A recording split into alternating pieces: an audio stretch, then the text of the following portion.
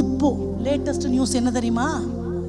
ஒரு வாரத்துக்கு 2 வாரத்துக்கு முன்னாடி நார்த்தில் ஜாதி வெறி, கேஸ்டிசம் சொல்லுவாங்களா, ஆமாம், தலை விரித்து ஆடுது. ஒரு ஸ்கூல் பிரின்சிபல், நீங்கள் நினச்சி பாருங்கள், ஏதோ படிப்பறிவு இல்லாத பாமர மக்கள் ஜாதியை பற்றி பேசுகிறாங்க, நீ பெரியவன் நான் பெரியவன், அவங்களுக்கு அறிவு இல்லைன்னு சொல்லலாம்.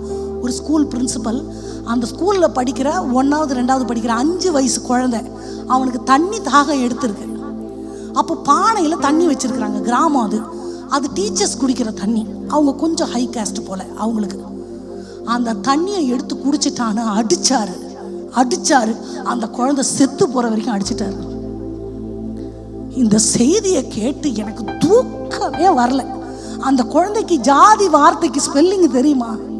5 வயசு ஆண் குழந்தை. அதை பெத்த தாய் மனசு எப்படி இருக்கும்? தண்ணி குடிச்சது ஒரு பாவமா? அந்த பானையை உடச்சி போட்டு வேற பானை வாங்கிக்க வேண்டியதானே? அவ்வளோ அருவருப்பா இருந்தா. கூப்பிட்டு டீச்சர்களை ஜாதி வெறியினால அடிச்சு அந்த குழந்தை அத்தனை பேரும் வேடிக்கை தான் பார்த்துருக்காங்க. ஒருத்தர் கூட கடுக்கல. அந்த குழந்தை செத்து போன பிறகு கூட வெறி தாங்காமல் அடிச்சிருக்கிறாரு. என்ன அப்படி ஒரு மனுஷன்! இந்த செய்தி என் மனசை, இந்த காலத்தில் நான் வாழணுமான்ற அளவு என் மனசு உடைஞ்சு போச்சு. இதை விட 100 மடங்கு கொடுமை அடிமைத்தனம். இதை விட கொடுமை. இது கேட்டால் உங்களுக்கு தண்ணி குடிக்க வருமா? எனக்கு தண்ணி குடிக்கும் போதுலாம் அந்த குழந்தை ஞாபகம் வந்துச்சு. எவ்வளோ தாகம் இருந்தால் அந்த குழந்தை அப்படி போய் குடிச்சிருக்கும். நினச்சி பாருங்க. இதை மாதிரி 100 மடங்கு கொடுமை அடிமைத்தனம். எகிப்தில் இஸ்ரவேல் ஜனங்களை அடிமையாக விட்டு போட்டார். ஒரு கட்டத்தில் ஃபெட்டப் ஆயிட்டார். ஆனால் மனசு கேட்கல, திரும்ப அந்த ஜனங்களை சேர்த்து கொள்ளணும். எகிப்தில் அடிமையாக இருக்கிற இஸ்ரவேல் ஜனங்கள் அந்த நாட்டை விட்டு வனாந்திரத்தில் போய், அங்கே என்ன சொல்லியிருக்கு அந்த வசனம் 5 படிக்கலாமா? இஸ்ரவேலின் தேவனாகிய கர்த்தர் வனாந்திரத்திலே தேவனுக்கு பண்டிகை கொண்டாட வேண்டும் என்று ஜனங்கள் இடத்துல சொல்லு. இந்த ஜனங்க ஆசைப்பட்டாங்களா? ஜனங்க என்ன மாதிரி ஜனங்க தெரியுமா? நாங்கள் எதுக்கு கானானுக்கு வரணும், எங்களுக்கு வெங்காயமும் வெள்ளை பூண்டும் வெள்ளரிக்காயும் போதும், அப்படி தானே சொன்னாங்க. ஸோ அவங்க ஹேபிச்சுவேட் ஆயிட்டாங்க. குனிஞ்சு முதுகெலும்பெல்லாம் வளைஞ்சு போச்சு. உழைச்சி பூமியை பார்த்து அவங்களுக்கு அப்படியே பழகி போச்சு. என்னவா 40 வயசானா என்ன ஆகணும்? ஏன்னா அது அப்படியே பழகி போயிடும். அந்த மாதிரி 400 வருஷம் அடிமை காலத்தில் இவங்களுக்கு அடிமை வாழ்க்கை பழகி போச்சு. வெங்காயம் வெள்ளை பூண்டு சாப்பிட்டா வயிறு நிறையுது. உழைப்பு, சாப்பாடு, தூக்கம், டெத்து, மாவளதான், மறுபடியும் அதே தான். இந்த வாழ்க்கை அவங்களுக்கு பழகி போச்சு. அந்த ஜோனை விட்டு வெளியே வரணும்னு அவங்களுக்கு தோணலை. நீ ஜெயிலில் இருக்கிற சோ வாட் கேரக்டர் நம்மளுக்கு கூட சில டைம் வந்துடும்ல. சோ வாட், இது நல்லா இல்லை, so what, this is not fair, so what, அதனால என்ன? அப்படி ஒரு கேரக்டர் பழகி போய் அவங்களுக்கு ஒரு சோ வாட் கேரக்டர் வந்துருச்சு. இவங்களுக்கு தன்னோட இருக்க வேண்டிய இடம் இது இல்லை, நான் வாழ வேண்டிய இடம் இது இல்லை, இது ஆன் த வேல நான் தங்குற லாட்ஜ், முடிஞ்ச உடனே கிளம்பி வரணும், அப்படி தானே? ஒரு அண்டர்ஸ்டாண்டிங் வேணும். ஒரு சத்திரத்தில் நான் தங்கி இருக்கிறேன், இப்போ பாளையம் புறப்படணும். இவ்வளவு காலம் அப்படி பழக்கப்பட்டவர்கள் 400 ஆண்டுகள் அடிமையாகி முதுகெலும்பு இல்லாமல் குனிஞ்சு போயிட்டாங்க. ஆண்டவரை தேடணும், அறிவில்லை, எதுவுமே இல்லை. அப்படி ஆகி போகிற சூழ்நிலையில் தெய்வம் தான் சித்தம் கொள்ளுகிறார், இவர்கள் அடிமைத்தனத்திலிருந்து வெளியே வர வேண்டும், அதற்கு முன்னாடி தேவாதி தேவனை அவர்கள் ஆராதிக்க வேண்டும் என்று. அப்போ நான் ஆண்டவரை ஆராதிக்கணுன்றது என் ஆசை செகண்டரி. ஃபர்ஸ்ட் ஏசப்பாக்கு ரொம்ப பிடிக்கும். மனசை தட்டு சொல்லுங்க. இன்னைக்கு நான் மனசு திறந்து ஒரு ஆராதனை ஆண்டவருக்கு செலுத்தணுன்றது ஆண்டவர் வச்ச சித்தம், ஆண்டவருக்கு ஆசை. எனக்கு 2வது தான். இப்போ முதல் ஆண்டவருக்கு இஷ்டம். அந்த ஆசைக்காக ஆண்டவர் எழுப்புறாரு. போய் சொல்லு. நீங்க வீட்டில் போய் படிங்க. பார்வோனின் ராஜாக்கு இஸ்ரவேல் தேவனை தெரியாது. ஏற்கனவே அவன் முரடன், அவனுக்கு ஆண்டவரையும் தெரியாது. இவங்க போய் சொன்ன உடனே அவன் ரிப்ளை என்னவா இருந்துச்சு? யார் அந்த யெகோவா தேவன்? எனக்கு உங்க தேவனெல்லாம் தெரியாதுப்பா, ஜனங்களை நான் போக விட மாட்டேன். சொன்னது நியாயம். போகக்கூடாதுன்னா இவங்க அடிமைகள் போறதில்லை. இவங்களை அனுப்பி விட்டுட்டு இவங்க என்ன திரும்ப ஆலோசனை பண்ணுவான் பார்வோம்?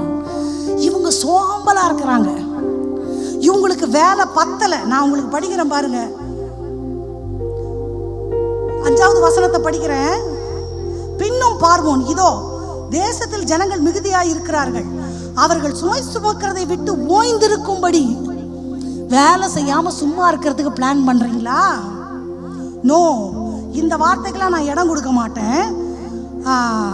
11வது வசனம், 10வது வசனத்திலிருந்து நான் உங்களுக்கு படிக்கிறேன். 9. அந்த மனிதர் மேல் முன்னிலும் அதிக வேலையை சுமத்துங்கள். யார் மேல?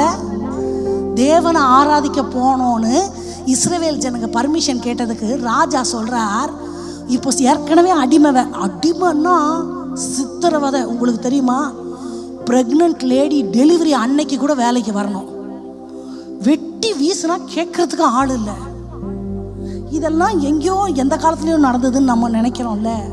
அப்போ இந்த ஜனங்க ஒடுக்கப்படும் பொழுது அவங்க மனசு பழகி போயிருக்கும். அதனால தானே அத்தனை பேர் பார்த்துட்டு சும்மா இருந்தாங்க. ஆனா தெய்வத்துடைய மனசு அப்படி இல்லை. போதும், என் கோபம் தணிஞ்சிருச்சு, இவங்களை நான் மீட்டுக் கொள்ளணும்னு சித்தம் கொண்ட தெய்வம் அடிமைத்தனத்திலிருந்து வெளியே வர்றதுக்கான முதல் படி என்ன தெரியுமா? ஆராதனை. அல்லேலூயா. நீங்க ஏதோ ஒண்ணுக்குள்ள அடிமைப்பட்டு இருக்கிறீங்களா? அடிமைன்னா என்ன? செய்யணும்னு நினைக்கிறத செய்ய முடியாதது எல்லாமே அடிமைதான். நான் மறுபடியும் சொல்றேன், நான் செய்யணும்னு நினைக்கிறேன், என்னால செய்ய முடியல அப்படின்னா ஐ am in captivity. நான் ஒரு இம்ப்ரிசன்மெண்ட்ல தான் இருக்கிறேன்னு அர்த்தம். ஜெயிலில் இருக்கவங்க வெளியே போக முடியுமா? ஜெயிலில் இருக்கவங்க நம்மள மாதிரி பிடிச்ச கலர் சட்டையை போட முடியுமா? அதுதான் சிறை. நீங்க நினைச்சதை செய்ய முடியலன்னா நீங்க சிறையில் இருக்கிறீங்கன்னு அர்த்தம். சிறையில் இருந்து வெளியே வர்றதுக்கு முதல் படி ஆராதனை. அந்த ஆராதனை இருந்துச்சுன்னா ஜெயிலுக்குள்ள இருந்தா கூட ஆராதிப்பாங்க. உண்மையா ஒரிஜினல் ஜெயிலுக்குள்ள கூட ஆராதிப்பாங்க. ஆராதனையில சங்கிலிகள் தெறி புண்டு போகும். அல்லேலூயா. சங்கிலி, இரும்பு சங்கிலியில கட்டி வச்சிருந்தா கூட this worship will break it. அப்படி பொடி பொடியா நொறுங்கி போயிடும். Can you understand the power of worship? அதுதான் worshipோட பவர். அப்போ 400 வருஷ காலமா அடிமையா சிக்கி இருக்கிறவங்க வெளியே வரத்துக்கான முதல் படி சர்வ வல்லமை உள்ள தேவனாகிய யெகோவா தேவனை ஆராதிக்க வேண்டும். அதுக்கு பார்வோன் ஒரு யுக்தியை யூஸ் பண்றான்.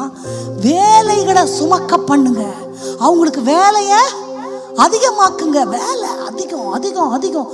வீட்லயும் வேலை, வெளியவும் வேலை, உக்காந்தா வேலை, எல்லாருக்கும் கையில வேலை, நமக்கு உடம்பெல்லாம் வேலை, அவ்வளோ வேலை. அது பரிசுத்த வாழ்க்கை, ஜெபிக்கிற வாழ்க்கைக்கு கூட ஹிண்டரன்ஸா இருக்குன்னா நான் பார்வோனுடைய அடிமைத்தனத்துல சிக்கிக்கிட்டு இருக்கேன்னு அர்த்தம். பார்வோனுக்கு நான் அடிமை ஆயிட்டேன்னு அர்த்தம். பார்வோனுடைய சூழ்ச்சிக்கு நான் இறை ஆயிட்டேன்னு அர்த்தம். சோம்பேறிகளை ஆண்டவருக்கு பிடிக்காது. ஆனா ஆண்டவரை மறக்கிற வேலை நமக்கு வேண்டாம். ஆண்டவரை விட்டு பிரிக்கிற வேலை நமக்கு வேண்டாம்.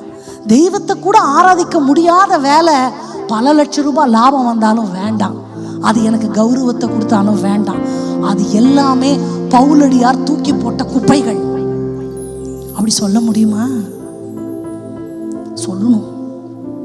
என்கிட்ட பிள்ளைங்க கேட்பாங்க, மம்மி நல்ல வேலை, என் படிப்புக்கு ஏற்ற வேலை, ஞாயிற்றுக்கிழமை மட்டும் லீவ் இல்லை, வேணாடா தங்கம், அந்த வேலை உனக்கு வேண்டான்னுவேன்.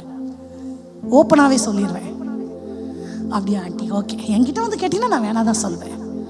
6 நாள் உழைக்கு ஆண்டவருக்கு, உலகத்துக்கு பிரச்சனையே இல்லை. ஒரே ஒரு நாள் இல்லை, சர்வீஸ் முடிச்சுட்டு மறுபடியும் ஒர்க்குக்கு போட்டா நீ ஒரு நாள் ரெஸ்ட் எடுக்கணும். ஒரு நாள் யூ ஷுட் டேக் ரெஸ்ட். ஆண்டவரே முழு உலகத்தை படைச்சிட்டு ஒரு நாள் ரெஸ்ட் எடுத்தாராமா. நம்ம ஒரு நாள் கூட ரெஸ்ட் எடுக்காம உழைப்போம். கொஞ்சம் ஓவரா தெரியல? ஸோ நீ நோ மேட்டர், நீ படுத்து தூங்கினாலும் சரி, இல்லை ஃப்ரெண்ட்ஸு கூட சுற்றினாலும் சரி, சர்ச்சுக்கு வந்தாலும் சரி, இல்லை எங்கன்னா போய் எதோ பர்ச்சேசிங், ஒரு நாள் நீ ரெஸ்ட் எடு. அதுதான் உன் மனசுக்கும் உடம்புக்கும் ஆரோக்கியம். This is biblical. நான் சொல்லித்தரேன்.